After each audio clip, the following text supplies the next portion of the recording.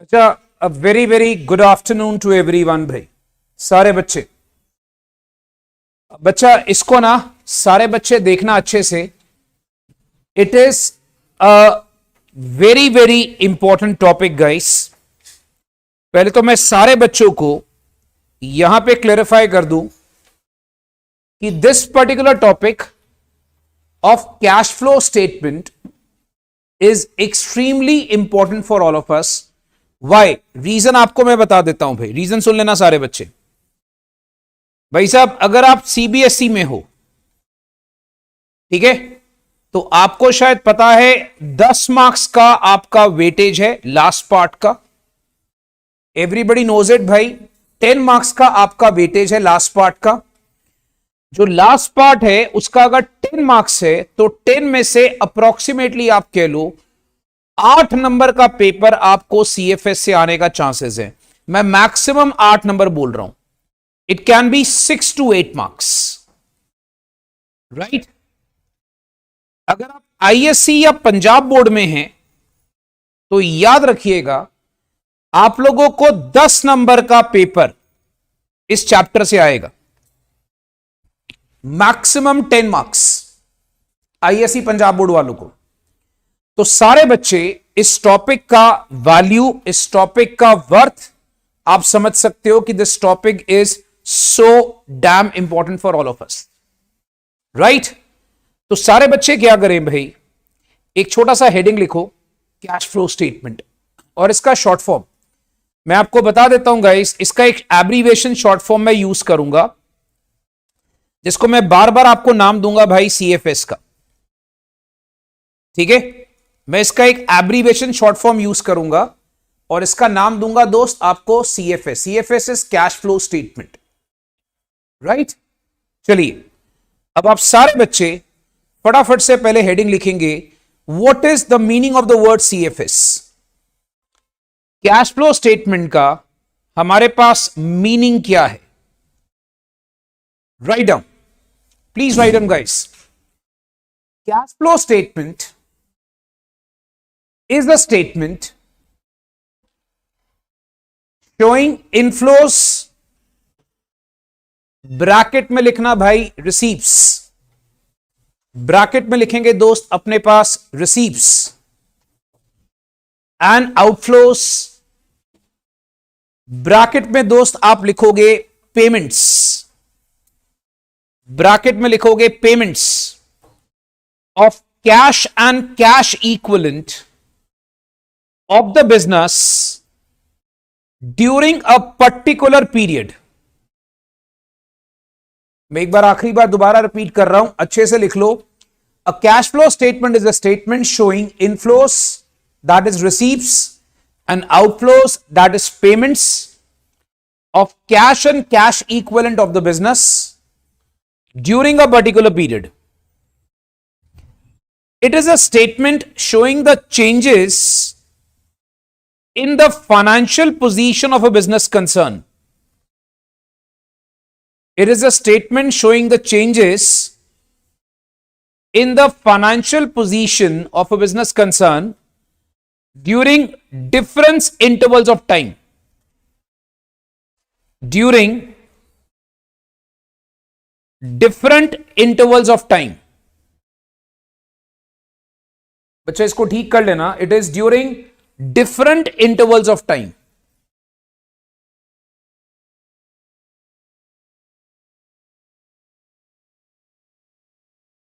Okay बेटा, अब सारे बच्चे अच्छे से पहले कैश फ्लो स्टेटमेंट का मीनिंग समझ लो। देखो, बिजनेस जो है आपको पता है सारे बच्चों को, वो हमेशा आपका कैश के ऊपर डिपेंड करता है। कैश आ रहा है तो उसे बोलते हैं इनफ्लो। दोस्त, कैश अगर जा रहा है तो हम उसे बोलते हैं आउटफ्लो। इनफ्लो का मतलब होता है कैश का रिसीव्स, एंड आउटफ्लो का मतलब होता है कैश की पेमेंट्स। यह बात याद रखना, आउटफ्लो का मतलब होता है कैश की पेमेंट्स। तो पैसा आना और जाना, ठीक है, बिजनेस में चलता रहेगा।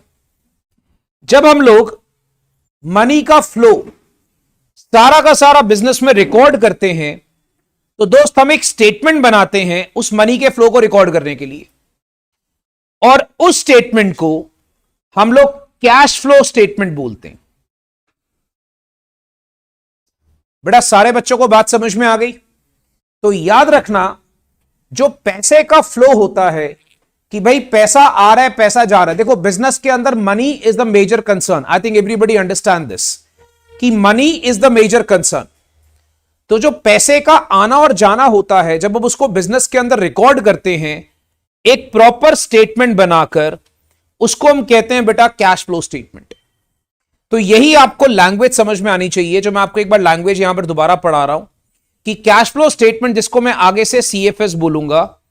सीएफएस बेसिकली क्या है कि जो आपके इनफ्लो और आउटफ्लो को रिकॉर्ड करता है। और यहां पर एक बड़ी इंपॉर्टेंट टर्म है दोस्त, एक टर्म है कैश, एक टर्म है कैश इक्विवेलेंट्स। ठीक है, एक टर्म होती है कैश और एक टर्म होती है कैश इक्विवेलेंट्स। अब आपके मन में एक सवाल उठेगा कि सर कैश इक्विवेलेंट्स क्या होता है, अभी थोड़ी देर के बाद बताऊंगा। It's a very important term guys, याद रखिएगा। एक होता है आपके पास कैश, एक होता है cash equivalents of a business. ये एक ऐसी स्टेटमेंट है जो आपके बिजनेस के अंदर जो पैसा आता जाता है उसको सारा रिकॉर्ड करती है, और आपके बिजनेस की फाइनेंशियल पोजीशन को, याद रखना दोस्तों, आपके बिजनेस की फाइनेंशियल पोजीशन को सारा का सारा बताती है। क्योंकि आप सारे बच्चों को पता है कि जो कैश होता है वो कैश ही आपके बिजनेस की फाइनेंशियल पोजीशन को सारा मेजर करता है। जिसके पास कैश ज्यादा बिजनेस में, that means financial position is more stronger. So you can understand the importance of this particular statement. Why?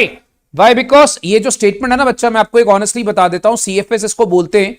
ये आप लोग अभी भी सीखते हो, और ये सेम चीज कल को सपोज आप बीबीए करो, फ्यूचर में बीकॉम कर रहे हो, सीए कर रहे हो, मान लो सीएस कर रहे हो, तो ये सब दोबारा से रिपीट होता है उसके अंदर।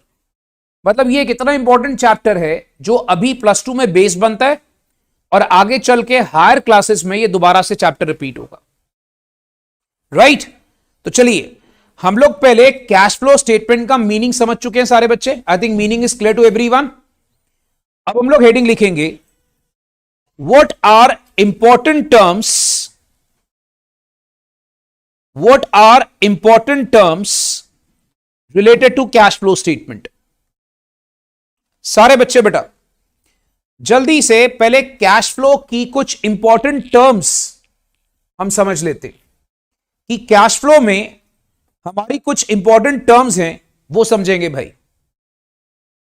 गाइस ये जो टर्म्स हैं ये बहुत इंपॉर्टेंट है, इसको अच्छे से समझना।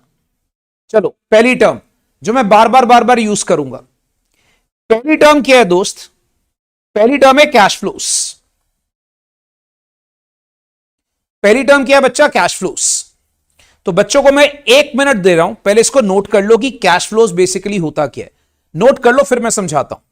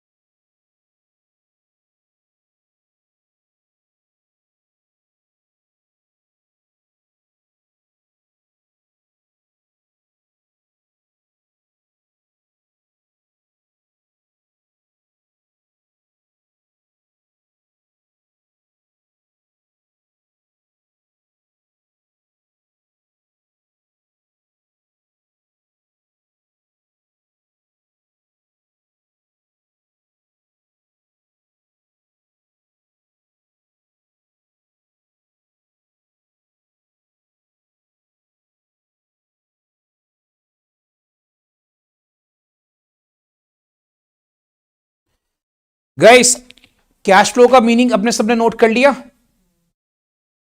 चलिए मैं एक बार आपको कैश फ्लो का मीनिंग बड़ा एक्सप्लेन कर रहा हूं, समझो। Cash flows are inflows and outflows of cash, और एक बहुत इंपॉर्टेंट टर्म है कैश इक्विवेलेंट। दैट मींस जो कैश जैसे होते हैं, याद रखना, it's a very very important term guys, जिसको हम कहते हैं कैश इक्विवेलेंट। गाइस इसको समझ लीजिएगा भाई, इसको बेसिकली हम लोग क्या बोलते हैं, कैश इक्विवेलेंट। ठीक है, मतलब जो कैश जैसे होते हैं। और ये जो आपके पास है, ये आपका सारा का सारा मूवमेंट ऑफ कैश बताता है। मतलब पैसा आ रहा है, पैसा जा रहा है, उसको रिकॉर्ड करता है।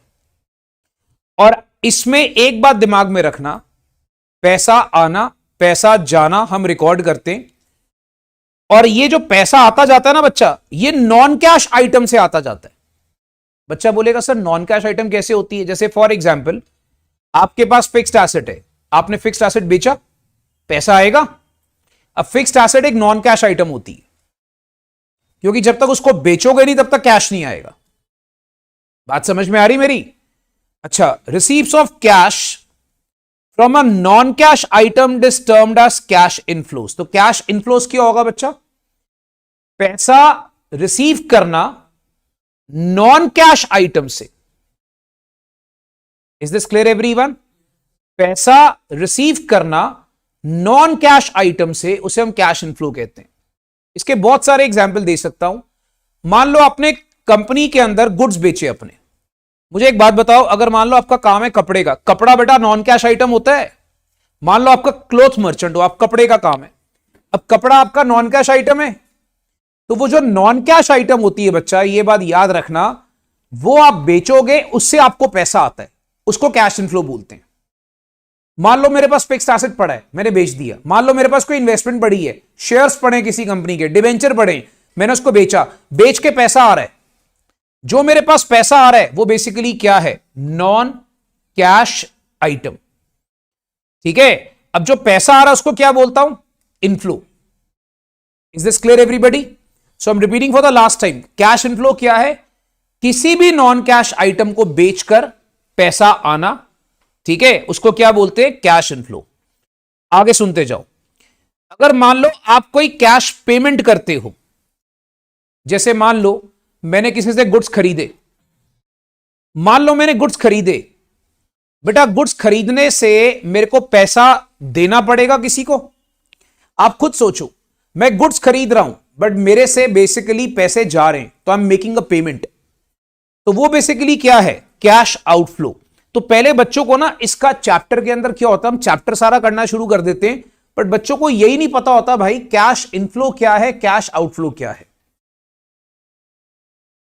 बेटा ये सारे बच्चों को बात समझ में आ गई? तो सारे बच्चों को पहले तो भाई ये रेलेवेंट मीनिंग समझ में आना चाहिए कि what is cash inflow and what is cash outflow. तो जब आप कोई चीज को बेचते हो, बेचकर पैसा आता है, उसे क्या बोलते हैं? इनफ्लो। और जब आप सपोज कर लो किसी की पेमेंट करते हो और पेमेंट करके आपका पैसा जाता है, हम उसे क्या बोलते हैं दोस्त? Outflow, cash outflow. राइट? सो सारे बच्चे बेटा इस चीज को दिमाग में रखना। मैं कुछ एग्जांपल्स दे रहा हूं भाई कैश फ्लोस के। अब देखो एग्जांपल सुनो। For example number 1, cash cell of goods. आपने गुड्स बेचे, पैसा आया। इनफ्लो के एग्जांपल्स दे रहा हूं पहले। ठीक है, नेक्स्ट, डेटर से पैसा रिसीव करना। यार डेटर को गुड्स बेचे होंगे उधार में, पॉइंट समझो, डेटर को उधार में गुड्स बेचे होंगे। डेटर को उधार में गुड्स बेचे, हमें वहां पर पैसा आया डेटर से, कैश इनफ्लो है। मैंने फिक्स्ड एसेट बेचे, ये भी कैश इनफ्लो है। I think everybody can make it out भाई। इसको प्लीज साथ साथ नोट करने की कोशिश करना, because this is pretty easy guys, ये बहुत इजी है। इसको प्लीज साथ साथ नोट करने की कोशिश करेंगे। फॉर एग्जाम्पल, आपने कैश परचेज करा गुड्स का। भाई साहब फॉर एग्जाम्पल आपने गुड्स का कैश परचेज करा, पैसा गया, it's an example of cash outflow. आप समझो, पैसा जा रहा है दोस्त, it's an example of cash outflow. मान लो आपने कैश पे करा क्रेडिटर्स को, मान लो आपने किसी क्रेडिटर्स को कैश पे करा, मान लो आपने कोई फिक्स्ड एसेट परचेज करे, तो आप समझ जाओ बेटा ये सारी चीजें बिजनेस में एक तरीके से रिकॉर्ड करते हैं। अच्छा, आप लोगों को याद होगा +1 में हम एक बनाते थे कैश बुक, याद है? हम कैश बुक में कुछ ऐसे ही करते थे कि जो पैसा आ रहा है उसको रिकॉर्ड कर लिया, पैसा जा रहा है उसको रिकॉर्ड कर लिया। सारे बच्चों को याद होगा बेटा, यही कहानी कुछ ऐसी है, बट यहां पर फर्क क्या है, थोड़ा स्टेटमेंट फॉर्म में बनता है और इसको हम कैश फ्लो स्टेटमेंट का नाम दे देते हैं। ठीक है, तो सारे बच्चे भाई पहले तो कैश फ्लोस के कुछ और एग्जाम्पल पहले सुन लें। ये 3 हो गए नोट सबके, सबके हो गए। अच्छा, अब सुनो, हम लोगों ने बेटा कुछ और एग्जाम्पल इनफ्लो और आउटफ्लो के सुनने। अब इनफ्लो के कुछ और एग्जाम्पल सुनो। फॉर एग्जाम्पल, आपने शेयर इशू करा। मुझे एक बात बताओ, मैं एक कंपनी हूं, ठीक है बेटा, चिंता मत करना, किसी का कोई नोट करने वाला रह जाएगा तो मैं टाइम दे दूंगा, बट इसको समझना जरूरी है, बिकॉज बच्चों को पहले यह समझ में आना चाहिए हम जो चैप्टर कर रहे हैं उसका बेस क्या है। प्रॉब्लम क्या है बेटा, ये तुम बेस जो +2 में बना लोगे ना, मैंने बोला तुम्हें यही बेस आगे हायर क्लासेस में काम आएगा, right? So make your base very strong in this part. Suppose कर लो जो तुमने इक्विटी शेयर इशू करे, अगर तुम इक्विटी शेयर इशू करते हो कैश में, राइट, तुम क्या कर रहे हो, तुम इक्विटी शेयर इशू कर रहे हो कैश में, पैसा आ रहा है, मैं कंपनी हूं, मुझे पैसे चाहिए, मैंने आपको शेयर दिए, you gave me the money. अच्छा, मान लो प्रेफरेंस शेयर मैंने इशू करे कैश में, बेटा चाहे मैं इक्विटी करूं चाहे मैं प्रेफरेंस करूं, पैसा मुझे आएगा एज ए कंपनी। मान लो मैंने कोई लोन बोरो करा, बेटा एक सिंपल सी बात करूं, लोन इशू ऑफ डिबेंचर्स के फॉर्म में भी हो सकता है। सारे बच्चों को पता है बेटा, डिबेंचर इशू करना भी लोन का फॉर्म ही होता है एक। अगर मैं लोन बोरो कर रहा हूं, अच्छा बच्चे के दिमाग में एक पर्सपेक्टिव आता है, सर लोन बोरो करना एक लायबिलिटी होती है।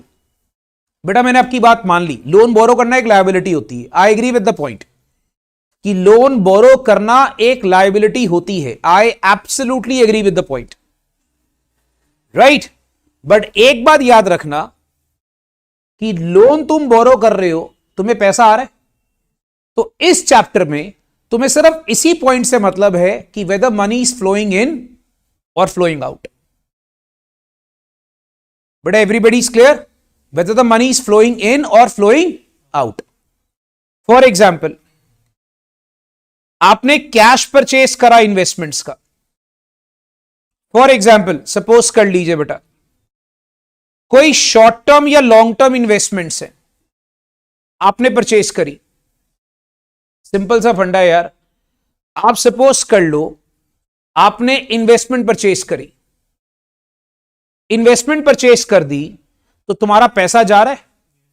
सपोज कर लो मैंने किसी कंपनी के शेयर्स खरीद लिए, किसी कंपनी के डिबेंचर खरीद लिए, ठीक है, तो मेरा बेसिकली पैसा तो जा रहा है ना बच्चा, याद रखो, तो इन्वेस्टमेंट्स हो गई।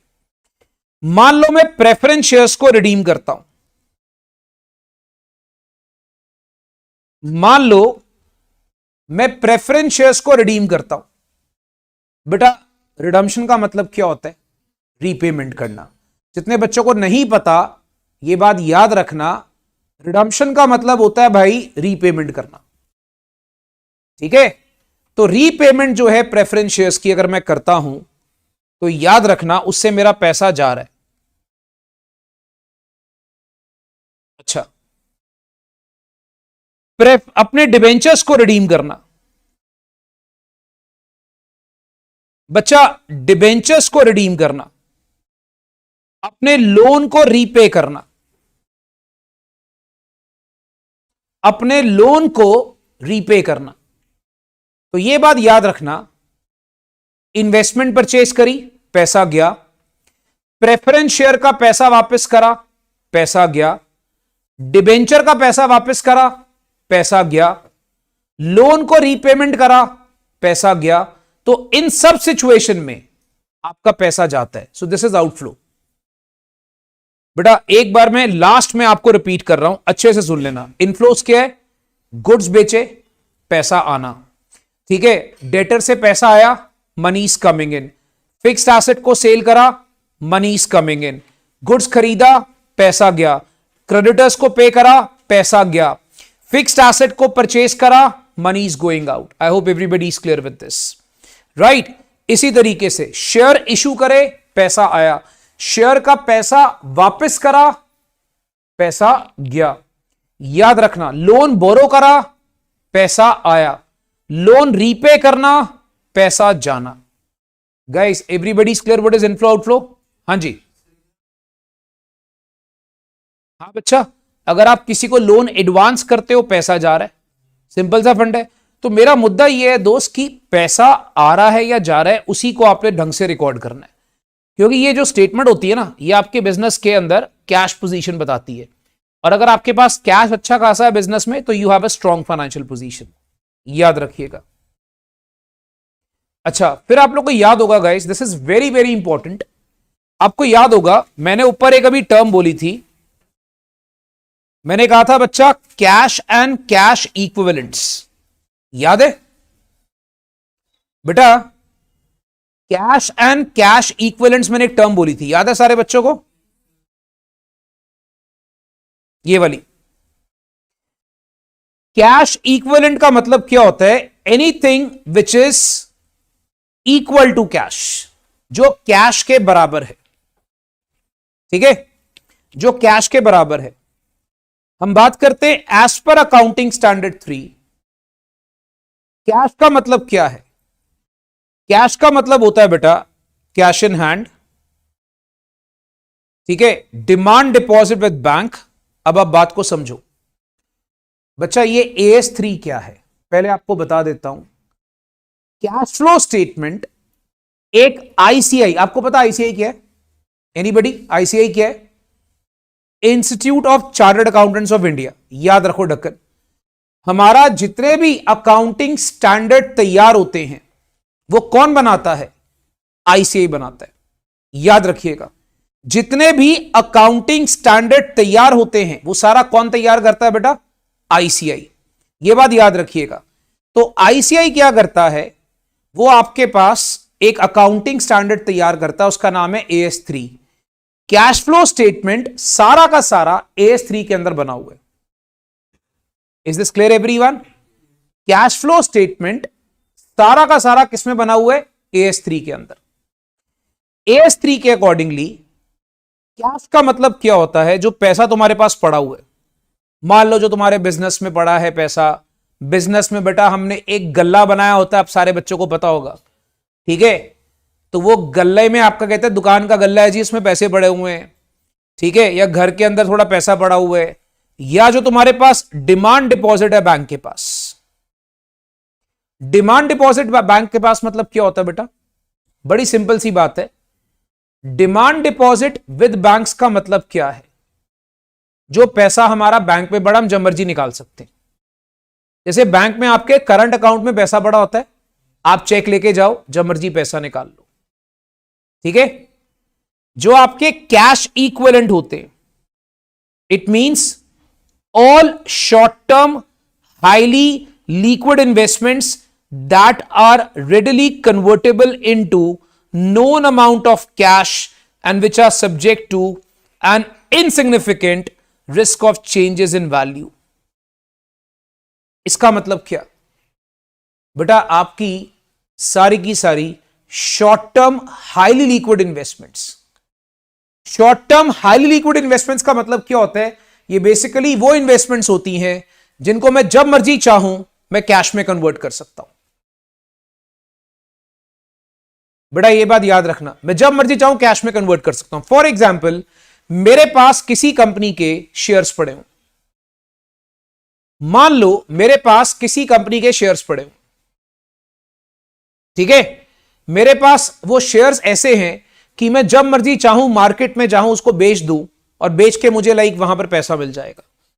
मान लो मेरे पास किसी कंपनी की सिक्योरिटीज पड़ी हुई है, मैं सिक्योरिटीज को बेच दूं और बेच के मुझे पैसा आ जाएगा। बेटा इस सारे बच्चों को समझ में आ रहा है? सो बेसिकली हम उसी को कहते हैं cash equivalent. So what are cash equivalent? Anything which is readily convertible to cash, मतलब उसके लिए आपको वेट नहीं करना। एक और एग्जांपल दू बेस्ट, गोल्ड। गोल्ड को भी आप कैश इक्विवेलेंट में डाल सकते हो। गोल्ड एक ऐसा इंस्ट्रूमेंट है, एक ऐसा आपके पास सिक्योरिटी का पार्ट है, आप जाओ जब मर्जी बेचो, पैसा ले लो,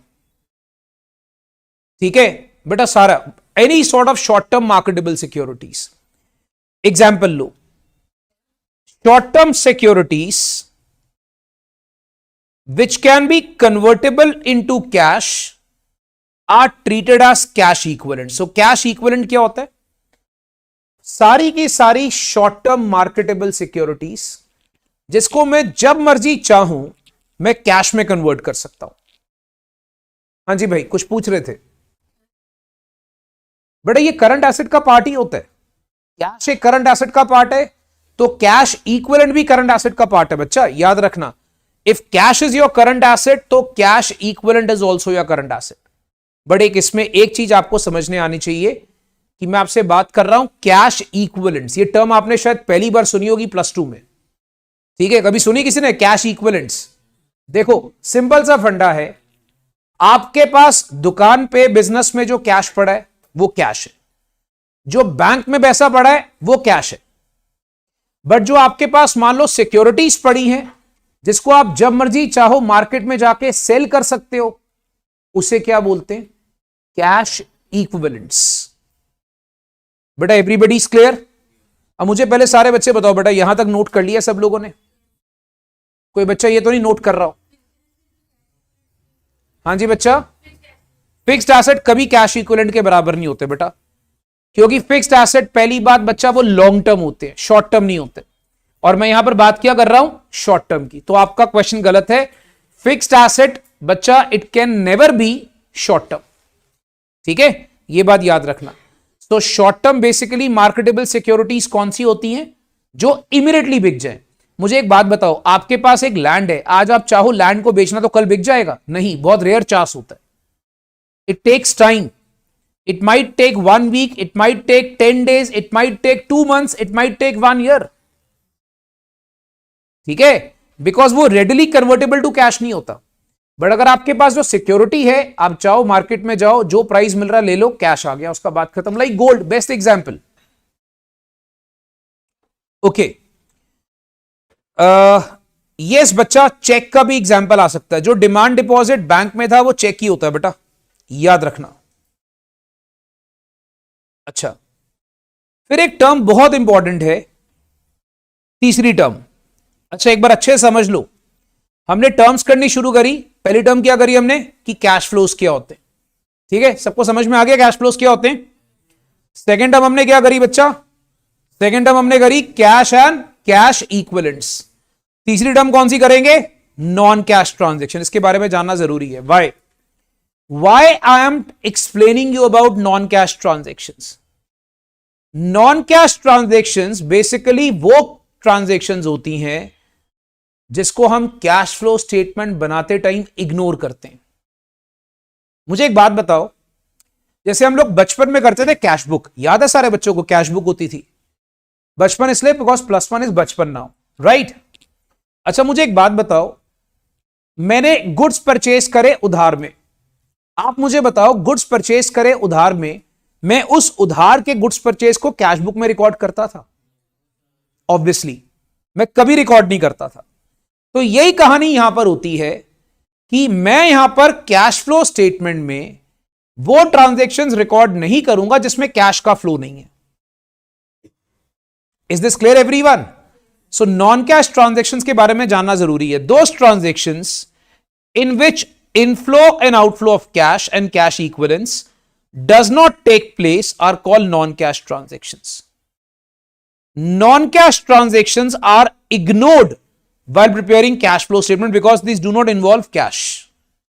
तो बच्चों को मेरे ख्याल से लाइन समझ में आ जाएगी कि ये वो ट्रांजैक्शंस होती हैं जो पैसे के फ्लो को रिकॉर्ड नहीं करती, जो पैसे के फ्लो को रिकॉर्ड नहीं करती। और ये ट्रांजैक्शंस हम लोग सारी की सारी वहां पर कैश फ्लो स्टेटमेंट में इग्नोर करते हैं। बच्चा एवरीबॉडी इज क्लियर? ये सारी की सारी ट्रांजैक्शंस को हम लोग कैश फ्लो स्टेटमेंट में इग्नोर करते हैं। हाँ जी, I expect that everybody is noted down. सबने कर लिया इसको? कोई नोट तो नहीं कर रहा बेटा?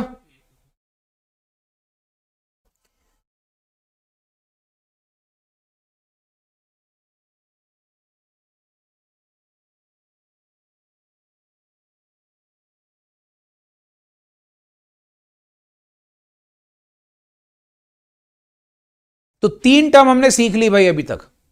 ये सारी टर्म्स आगे चल के बहुत काम आएगी दोस्त। जैसे मैंने सारे बच्चों को बता दिया, चैप्टर का रेलेवेंस बहुत ज्यादा है, चैप्टर इंपॉर्टेंट है, याद रखना। अपने पास इसका एक क्वेश्चन बड़ा वाला पक्का है। हाँ जी, इज इट डन? चलो अब एक एग्जांपल लेते हैं कि सर नॉन कैश ट्रांजैक्शंस कौन कौन सी नहीं रिकॉर्ड करनी। देखो, आप लोग को याद रखना है कि अगर सम में कभी ऐसी ट्रांजैक्शंस होंगी इनको सीएफएस में रिकॉर्ड नहीं करना, तो इनके लिए बड़ा बड़ा लिख लो नो सीएफएस। नो सीएफएस मतलब इन ट्रांजैक्शंस को आपने सीएफएस में रिकॉर्ड नहीं करना। एग्जांपल, मान लो आपने इक्विटी शेयर इशू करे या डिबेंचर इशू करे और उसके बदले एसेट खरीद लिया।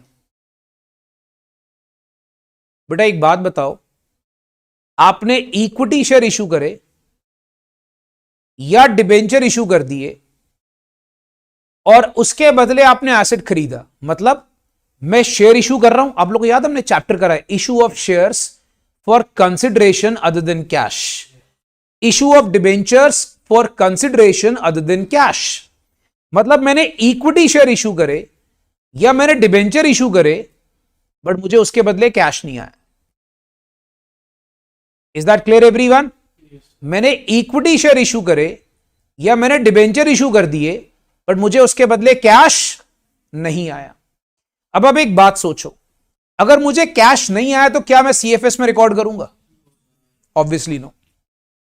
अच्छा आगे सुनो, issue of equity shares on conversion of convertible debentures. अब इसका मतलब क्या होता है भाई, अच्छे से मेरी बात समझो। फॉर एग्जाम्पल, मैंने इक्विटी शेयर इशू करे, मैंने इक्विटी शेयर इशू कर दिए और मैंने क्या करा दोस्त, इक्विटी शेयर इशू करके मैंने उनको बोला कि भाई तुम्हें ये इसके बदले पैसा नहीं आएगा, जो तुम्हारे डिबेंचर की मैंने पेमेंट करनी थी ना उसके बदले हमसे शेयर्स ले लो। मतलब मैंने पहले आपसे कोई लोन लिया था डिबेंचर के फॉर्म में, उसके बदले आज तुम्हें पैसे नहीं दे रहा, तुम्हें क्या दे रहा हूं? शेयर्स। इसको कहते हैं कन्वर्टेबल डिबेंचर्स। कन्वर्टेबल डिबेंचर्स मतलब डिबेंचर को शेयर में कन्वर्ट कर देना। बच्चे समझ रहे हैं बेटा? डिबेंचर को शेयर में कन्वर्ट करना। मुझे एक बात बताओ, मैंने डिबेंचर दिया, ठीक है, डिबेंचर के पैसे के बदले आपको शेयर्स दे दिए, मेरे से कुछ कैश गया नहीं, क्या कैश आया? बात खत्म हो गई दोस्त।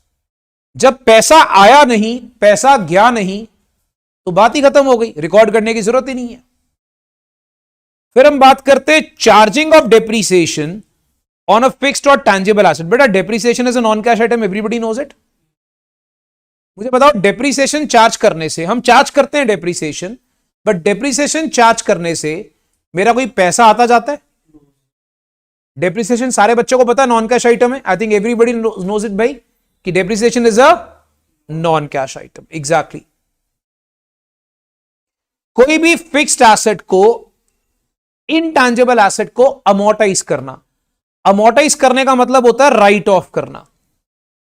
बेटा जितने लोगों को अमोर्टाइज करने का नहीं मतलब मालूम है, इनटैंजिबल एसेट पता है कौन से होते हैं? Patent, trademark, copyright. इनको हमने क्या करा भाई? इनको राइट ऑफ कर दिया। ये गुडविल। तो जब आप उनको राइट ऑफ करते हो तो तुम्हारा कोई पैसा आता जाता है? मुझे बताओ, मनी का फ्लो है कोई तुम्हारा? नहीं। तो जिसमें मनी का फ्लो नहीं, याद रखो उसको कैश फ्लो में नहीं। ठीक है? तो ये हमारी नॉन कैश ट्रांजैक्शंस के मैंने 4 एग्जाम्पल दिए, और भी आएंगे, याद रखना। देयर आर मोर एग्जाम्पल्स जो हम लोग आगे चल के थोड़ा क्वेश्चंस के साथ करेंगे। ओके भाई, everybody is clear with this? कोई नोट कर रहा है इसको?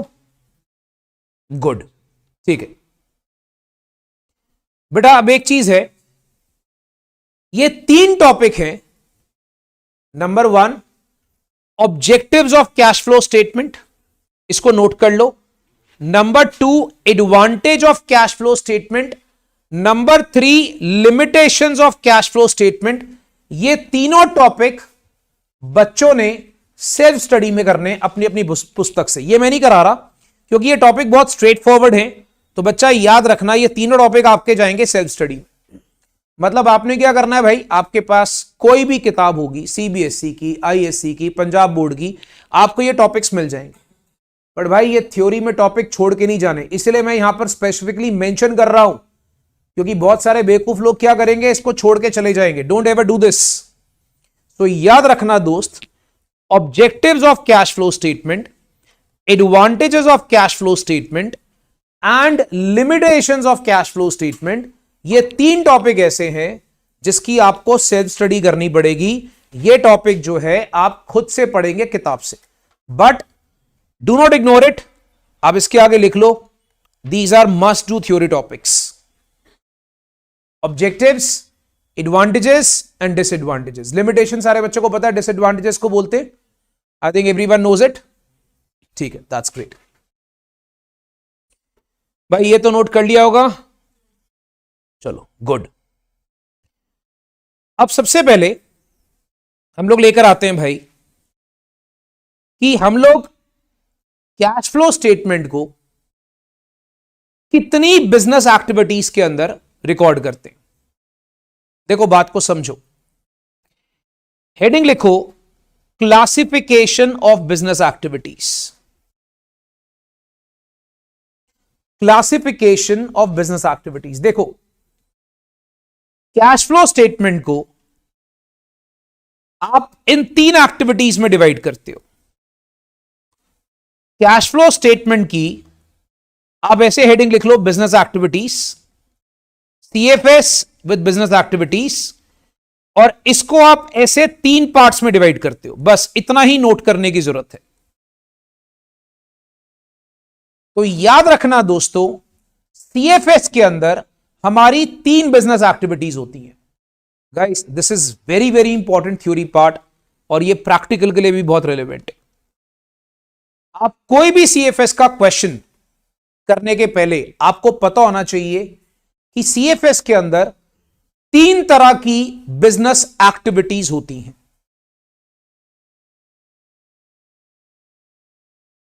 इसी को हम कहते हैं क्लासिफिकेशन ऑफ बिजनेस एक्टिविटीज।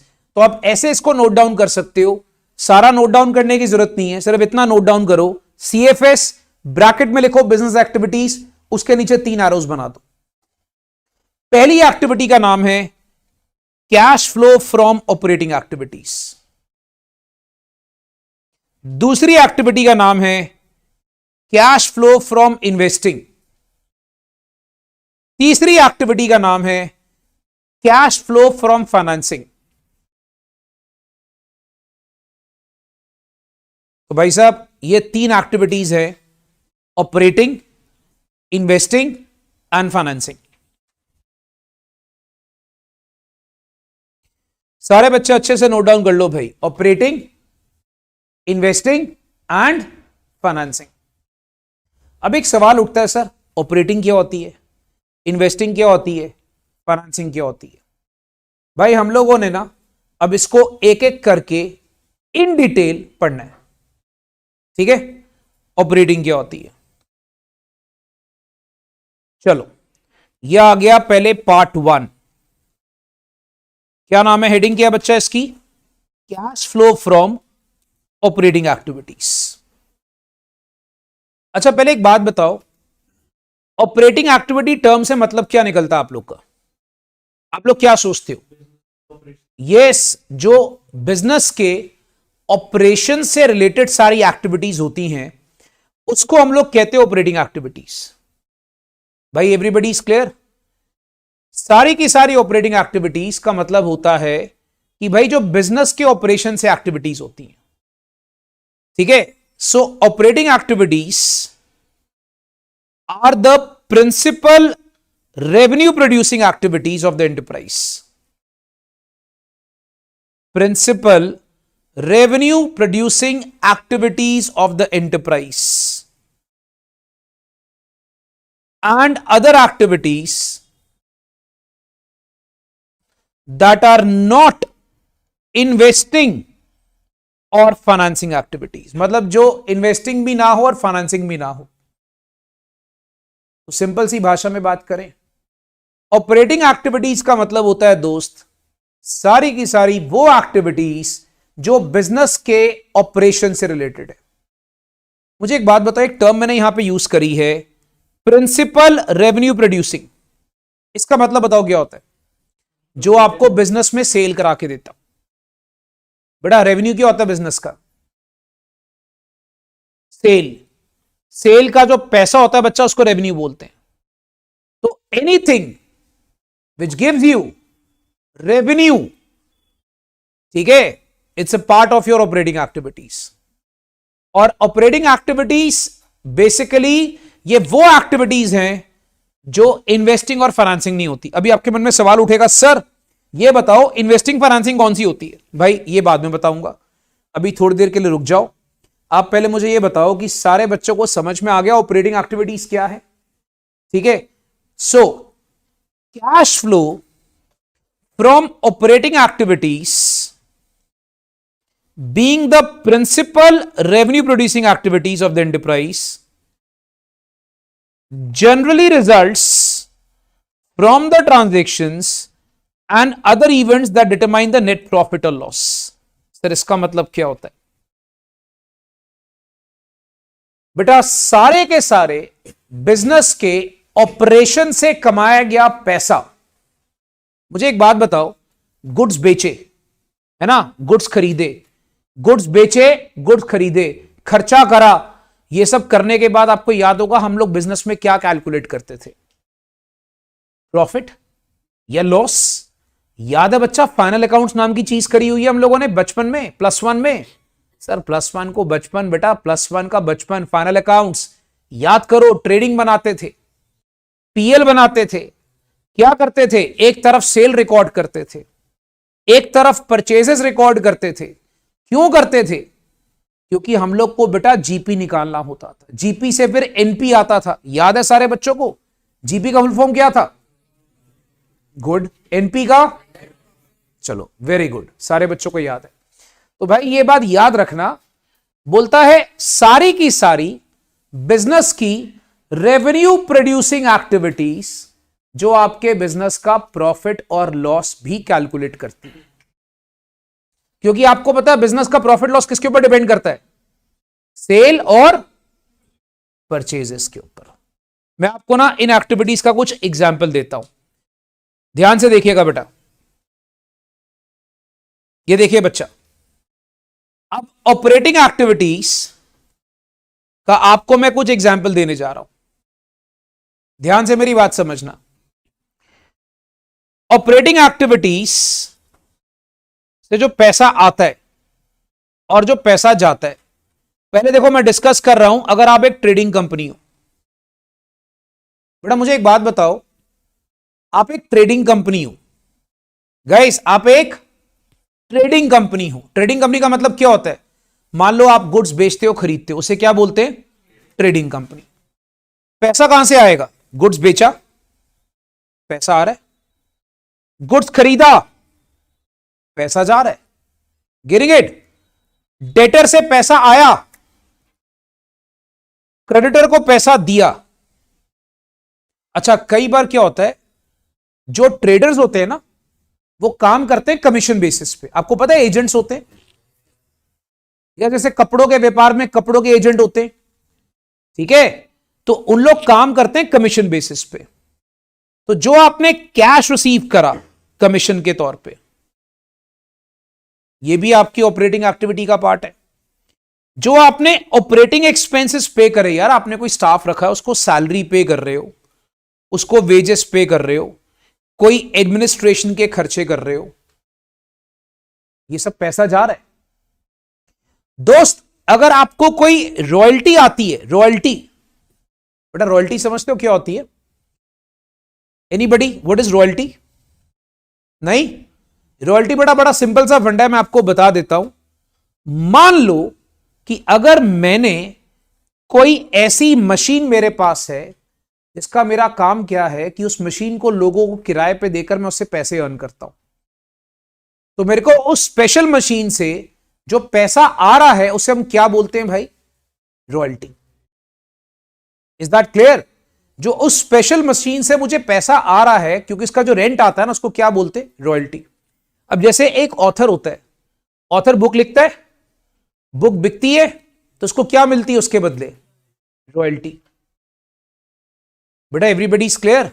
अब जैसे मैं आपको अपना फंडा बताता हूं भाई, मैं अपनी सीए की क्लासेस को कई लोगों को सेल कर देता हूं, राइट?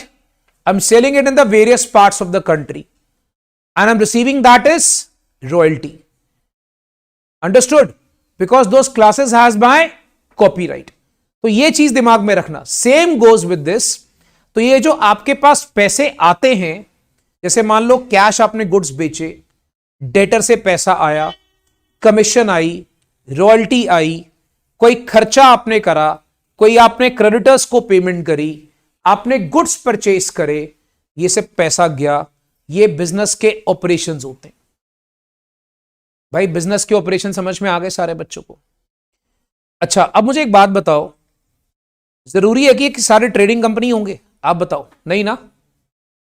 अच्छा, अब अगर सपोज कोई इनकम टैक्स पे करते हो, बेटा याद रखना, अगर आप बिजनेस का इनकम टैक्स पे करते हो तो बिजनेस का ही टैक्स है बच्चा, वो आउटफ्लो है, मनी इज गोइंग आउट। अच्छा, अब अगर मान लो आप एक फाइनेंस कंपनी हो, भाई फाइनेंस कंपनी कौन सी होती है पहले मुझे कौन सा बच्चा बता रहा है? जो पैसे फाइनेंस करती है, लोगों को लोन देती है। एग्जाम्पल दोगे मुझे कोई? Bajaj finance, Kotak Mahindra finance, HDFC, सुना हुआ आप लोगों ने? एचडीएफसी हो गया बेटा, ठीक है, बजाज फाइनेंस हो गया। तो ये लोगों को क्या करते हैं भाई? ये लोगों को पैसे फाइनेंस करते हैं। बेटा सारे बच्चों को समझ में आ गया? तो अब इसमें क्या है, फाइनेंस कंपनी का बेसिक अर्निंग क्या होती है? मुझे एक बात बताओ। Interest. Exactly, good. Finance company का बेसिक अर्निंग सोर्स क्या है? इंटरेस्ट। मेरे को पैसा आ रहा है इंटरेस्ट और डिविडेंड का। भाई बच्चों को बात समझ में आ रही है? पैसा आ रहा है किस चीज का भाई? इंटरेस्ट का और डिविडेंड का। अच्छा, फाइनेंस कंपनी को कई बार इंटरेस्ट पे भी करना पड़ता है, बताओ कैसे? अगर मान लो फाइनेंस कंपनी को पैसे चाहिए तो फाइनेंस कंपनी भी कहीं से पैसा बोरो करती है, तो बेटा उसको भी तो इंटरेस्ट पे करना पड़ सकता है। तो इंटरेस्ट याद रखना फाइनेंस कंपनी के लिए ऑपरेटिंग एक्टिविटी का पार्ट होता है, याद रखना दोस्तों, ठीक है? या एनी सॉर्ट ऑफ पेमेंट जो फाइनेंस कंपनी करती है। अच्छा, अब अगर एक बात बताओ, कोई सिक्योरिटी है मेरे पास, इन्वेस्टमेंट्स पड़ी है, मैंने उसको बेचा, मैं फाइनेंस कंपनी हूं, अगर मैं सिक्योरिटी या इन्वेस्टमेंट बेचता हूं, एक बात सोचो बेटा, जो मैं सिक्योरिटी इन्वेस्टमेंट बेचता हूं, तो सिक्योरिटी इन्वेस्टमेंट को जब मैं सेल करता हूं तो मेरे को पैसा आ रहा है।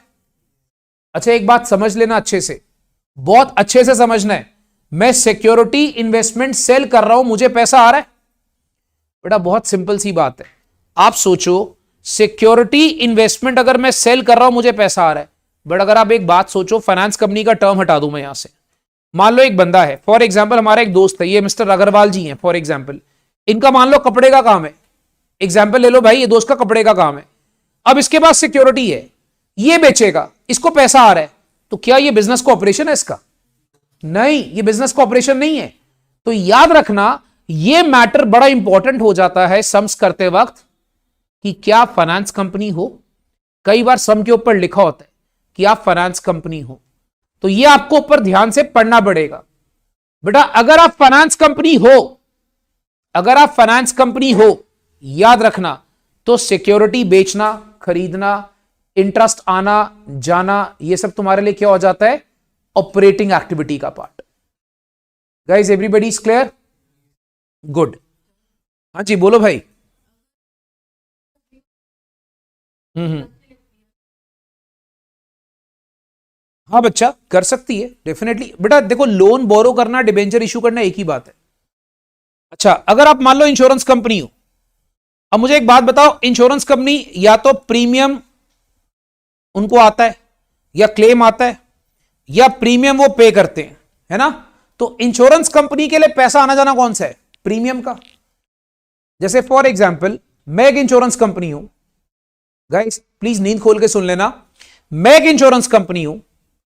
मान लो ये भाई साहब आए, बोलता सर मुझे अपना हेल्थ इंश्योरेंस कराना है। मैंने कहा भाई प्रीमियम दे, प्रीमियम आ रहा मेरे पास, ठीक है। अब अगर मान लो मैं इंश्योरेंस कंपनी हूं, मैंने किसी और से भी आगे इंश्योरेंस कराया, वो होता है आपको पता है, छोटी कंपनी बड़ी कंपनी को अंदर जाकर इंश्योरेंस करा लेती है। आपने कभी टर्म सुनी है री इंश्योरेंस? किसी ने सुनी री इंश्योरेंस क्या होता है? नहीं सुना होगा। मान लो एक छोटी कंपनी है, फॉर एग्जाम्पल एक्स लिमिटेड, एक बड़ी कंपनी है टाटा इंश्योरेंस। छोटी कंपनी ने क्या करा, 15-20 लोगों का इंश्योरेंस कर लिया। भाई जिनका इंश्योरेंस करा कल को वो क्लेम मांगने भी तो आएंगे, तो छोटी कंपनी कहां से पैसे देगी? छोटी कंपनी क्या करती है, अपनी इंश्योरेंस बड़ी कंपनी से करा लेती है। कल को पैसे देने पड़े तो हम बड़े कंपनी से पैसे ले लेंगे और छोटी कंपनी अपने लोगों को पे कर देगी। ये बिजनेस चलता होता है। तो जब एक इंश्योरेंस कंपनी अपनी आगे दोबारा इंश्योरेंस करवाती किसी और से, तो उसको प्रीमियम पे करना पड़ता है। बेटा आपको समझ में आ रहा सारे बच्चों को? उसको प्रीमियम पे करना पड़ता है। तो जो प्रीमियम पे करना पड़ेगा तो वो उनके लिए क्या होगा, पैसा जा रहा है। तो सिंपल सी भाषा में बात करें, इंश्योरेंस कंपनी को कोई पैसा आ रहा है, प्रीमियम के तौर पर आता है या क्लेम के तौर पे, पैसा जाता है तो प्रीमियम या क्लेम के तौर पे। अब अगर आप एक रियल एस्टेट कंपनी हो, रियल एस्टेट कंपनी कौन सी होती है? जो प्रॉपर्टीज में डील करती है। इंडिया की एक बड़ी फेमस रियल एस्टेट कंपनी, नाम दोगे कोई? डीएफएल सुना आप लोगों ने? एक टाइम पे DFL was the main sponsor of IPL, ठीक है। बाद में थोड़ा सा वो कुछ चक्रों में फंस गया था। अब रियल एस्टेट कंपनी क्या करती है? रियल एस्टेट कंपनी क्या करती है भाई, अपनी प्रॉपर्टीज किराए पे देती है, या तो उनको रेंट आएगा या उनको रेंट देना पड़ेगा। तो बच्चा देखो, ऑपरेटिंग का जो एग्जाम्पल है ना, ये लास्ट में अच्छे से समझ लो। ऑपरेटिंग का मतलब क्या होता है कि तुम्हारा बिजनेस का नेचर क्या है, उसके हिसाब से तुम्हारा ऑपरेटिंग डिसाइड किया जाता है। मेरी बात समझ में आ रही है? तुम्हारे बिजनेस का नेचर क्या है, उसके हिसाब से तुम्हारा ऑपरेटिंग डिसाइड किया जाता है। तुम ट्रेडिंग कंपनी हो, तुम फाइनेंस कंपनी हो, तुम एक वहां पर इंश्योरेंस कंपनी हो, तुम रियल एस्टेट कंपनी हो, उसके हिसाब से ऑपरेटिंग डिसाइड किया जाएगा। तो जब भी आप क्वेश्चन करोगे ऊपर पहले पढ़ लेना है। बेटा सारे बच्चों को ऑपरेटिंग समझ में आ गया? भाई साहब ये नोट्स रिवाइज करने हैं, कर लेंगे कल तक? आवाज नहीं आ रही? चलो गुड, आगे कल कंटिन्यू करेंगे भाई, इतना बहुत है।